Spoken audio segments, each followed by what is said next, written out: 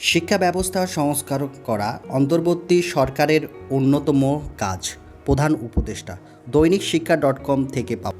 অন্তর্ভুক্তিমূলক বহুবচনবাদী গণতন্ত্র রূপান্তর নিশ্চিত করতে অবাধ, সুষ্ঠু ও অংশগ্রহণমূলক নির্বাচন করতে সরকার প্রতিশ্রুতিবদ্ধ বলে জানিয়েছেন অন্তর্বর্তী সরকারের প্রধান উপদেষ্টা ডক্টর মোহাম্মদ ইউনূস। শনিবার 17 আগস্ট তৃতীয় ভয়েস অফ গ্লোবাল সাউথ সামিটে ভার্চুয়ালে যুক্ত হয়ে এ কথা জানিয়েছেন তিনি। প্রধান উপদেষ্টা জানান, নির্বাচন ব্যবস্থা, বিচার ব্যবস্থা, স্থানীয় সরকার ব্যবস্থা, গণমাধ্যমে, অর্থনীতি ও শিক্ষা ব্যবস্থা সংস্কার করা অন্তর্বর্তী সরকারের অন্যতম কাজ।